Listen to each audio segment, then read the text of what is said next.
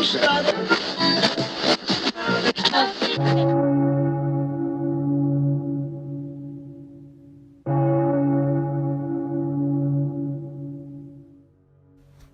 to your station 1999K Radio, where the dead speak. Good evening, night walkers, YouTube explorers and radio listeners. Welcome back to 1999K Radio. My name is Sebastian, and tonight I'll be your host. Thank you for being here on a new broadcast of this, your midnight program. Today, we have a great show for you guys. This evening, January 22nd, 2024, we'll begin transmission. Please tell me, how was your week? This week I watched 976 Evil from 1988. A very good movie. It is the first time that I've seen it, and it has a strong 80s aesthetic. This is Robert Englund's debut as a producer, the very Freddy Krueger himself. The plot revolves around anyone who calls 976 Evil, receiving supernatural powers and becoming a satanic killer. It is generally an entertaining movie, especially if you enjoy 80s films like Fright Night, one of my favorites, or Nightbreed. I also watched Brain Scan from 1994. I saw this one for the very first time too. It's a lot of fun. It is particularly tech-oriented and follows the story of a metalhead gamer and horror fan, such as myself, looking for a new exciting horror game. That's when he discovers Brain Scan, a simulator where you play as a serial killer that might be more than just a game. With Edward Furlong as Michael and T. Ryder Smith as the Trickster. Again, it's a very fun movie to watch. I'll leave the trailers for these two movies in the description in case they catch your interest. Now, let's quickly move on the birthdays of this week. On January 16th, 1984 in New York, the producer, director, writer, and composer John Carpenter was born. The creator of legendary films such as Assault on Precinct 13 from 1976, Halloween from 1978, and the remake of The Thing from 1982. And the list goes on. Happy birthday to the legend John Carpenter. On January 17, 1979, Nosferatu, the Vampire, was released in French cinemas. This is a French remake for the movie from 1922 that it was a black and white film. Also, on this very same date, but in 1996, From Dusk Till Dawn premiered, directed by Robert Rodriguez and written by Quentin Tarantino. It's a fantastic film about two thieves crossing into Mexico only to encounter a horde of vampires. On January 18, 2008, Cloverfield hit theaters, a film that initiated a very successful franchise. It is a found footage movie about a group of friends that get attacked by a giant monster in New York. It's a very good movie. On January 19, but in 1809, in Boston, Massachusetts, the poet, writer, author, and editor Edgar Allan Poe was born. The creator of many short stories such as The Raven, The Mask of the Red Death, and one of my favorites, The Fall of the House of Usher. He was truly one of the greats. Happy birthday, Edgar Allan Poe. Also, on this date, on the 2004, one of the horror franchise that revolutionized the industry with the high level of violence and plot twist began, Saw. On January 20, 1946, in Missoula, Montana, one of the strangest and most talented geniuses of cinema was born.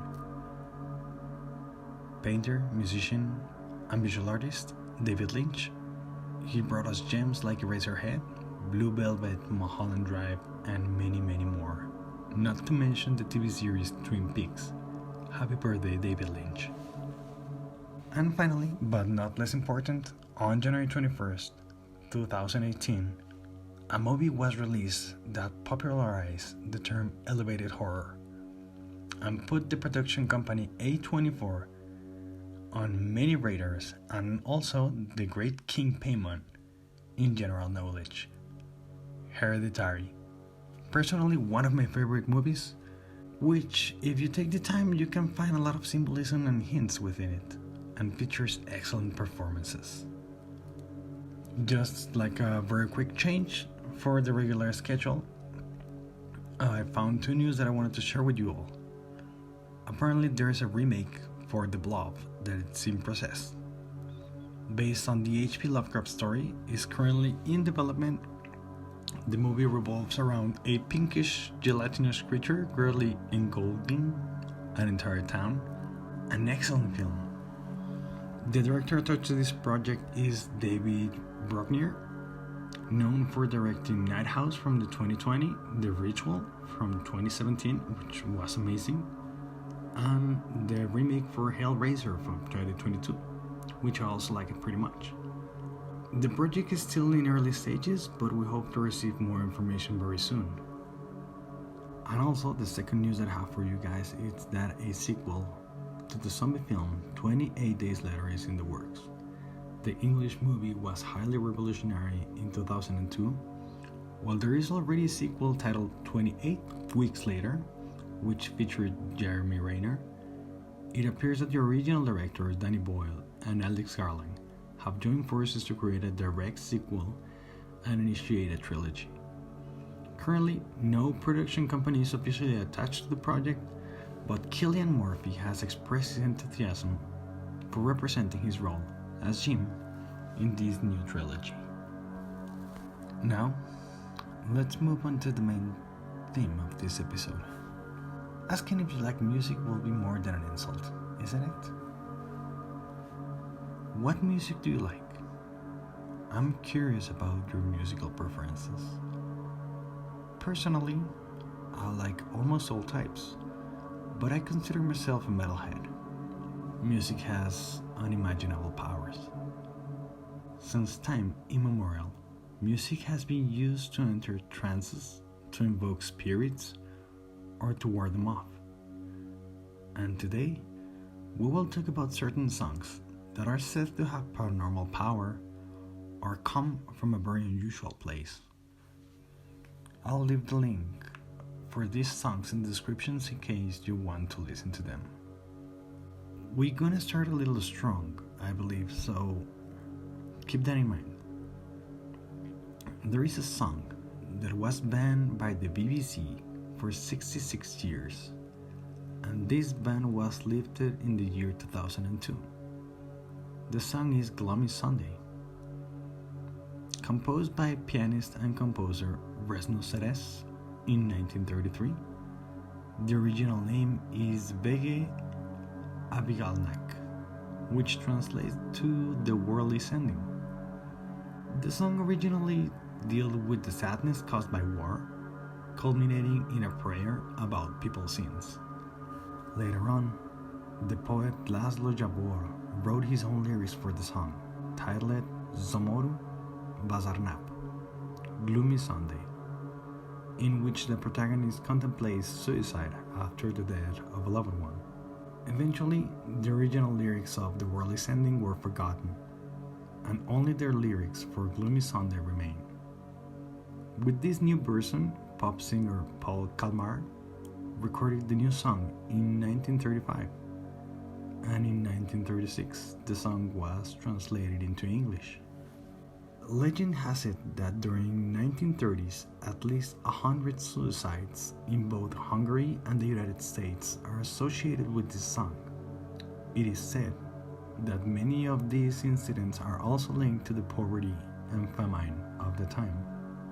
But on January 11, 1968, 35 years after creating the song, Resno Ceres sadly took his own life. Personally, I like this song. It is not something that I listen to regularly, but I appreciate its melancholic atmosphere. and it feels deeply connected with its area, with its tunes and its lyrics. The second song, or rather three songs, is connected to the legend of the crossroads. So, the story goes that a young Robert Johnson, in search of great artistic skill in playing blues, went to the crossroads at midnight. There, he encountered a tall black man who asked for his guitar. This man tuned Robert's guitar, played a few songs, and handed it back. From that moment, almost magically, Robert Johnson became a truly great musician. He is a legend among blues enthusiasts. They say he composed 3 songs related to this event. The first one is Crossroad Blues. In this song, he talks about how he went to the crossroads seeking for help. The second one is Hellhound on My Tail. It discusses how he worries every day because hellhounds are after him. And the third one is Me and the Devil Blues, and it talks about how the devil will come to his house and take him away.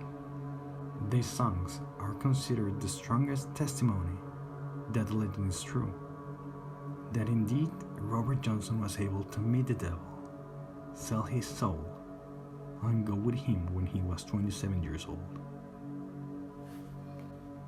The third well-known song among horror fans is The Devil's Thrill, composed by Giuseppe Tartini. However, if you were to ask him, he will tell you that the composer is the devil. Giuseppe Tartini was an Italian violinist and composer who lived between 1692 and 1770. The story goes that Tartini told the French astrologer Jerome Lavander that he had a dream of the devil. In this dream, the devil asked to be his servant and master.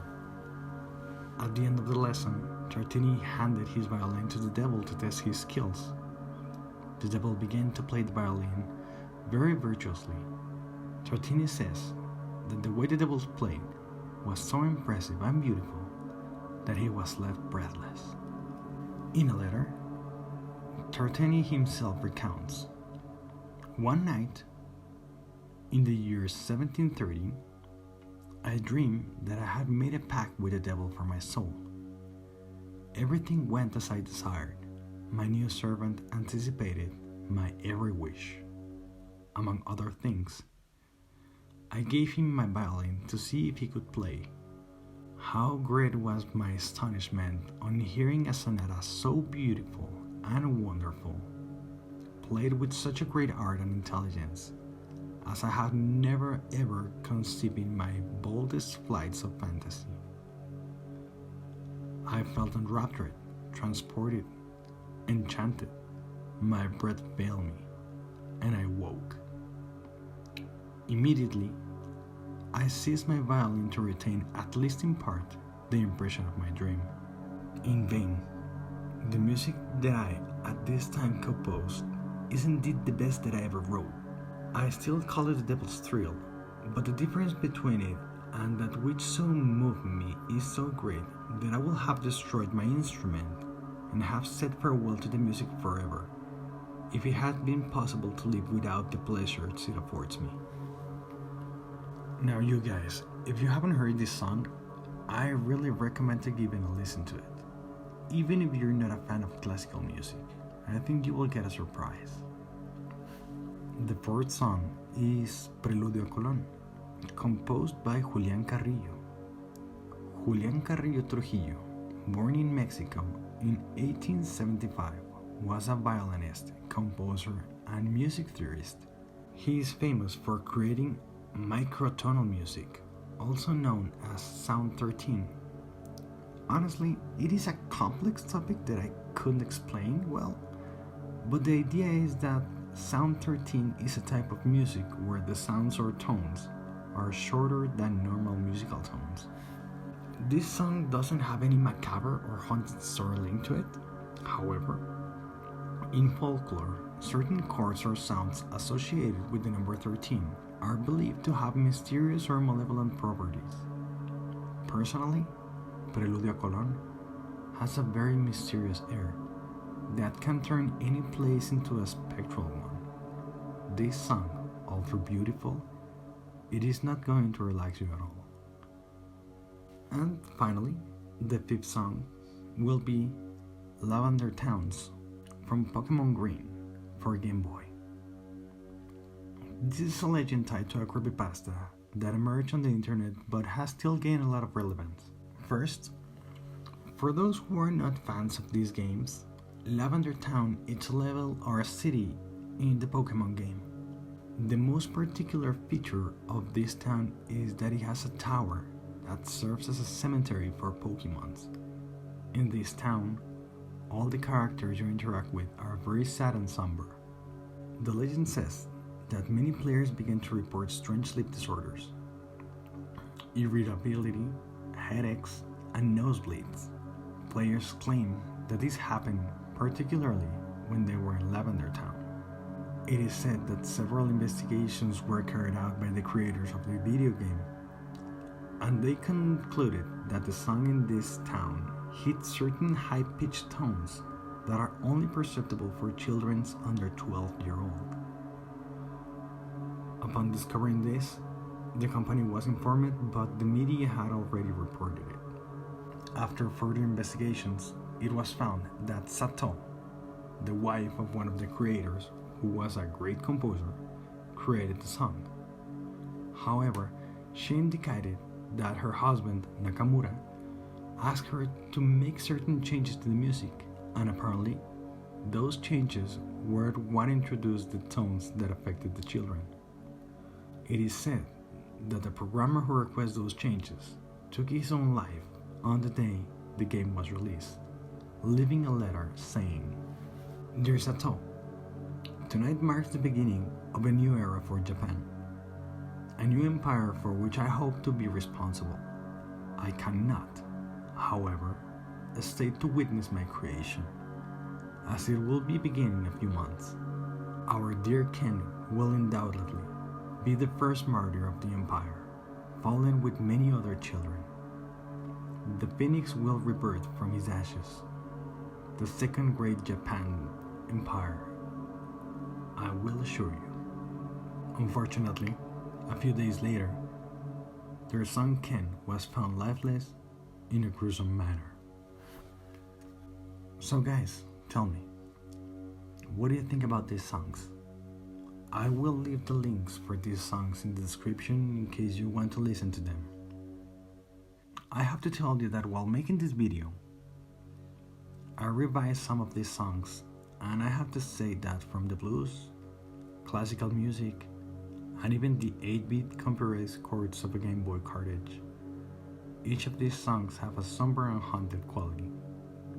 There is something about them that make you feel that something is not right. I hope you like them. But well, that's how we conclude this week's episode.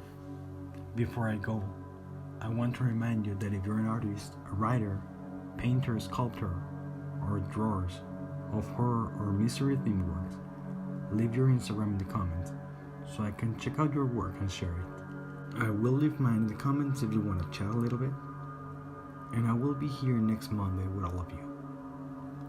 Don't forget that this episode will be uploaded in Spanish in case you have a friend who doesn't speak English but is interested in learning more about cursed songs. Thanks to Repulsive for the music that accompanied this episode. And especially thank you all for tuning into 1999K Radio. Have a quiet and chilly night, and don't forget that there are songs that were not written to be heard. Good night.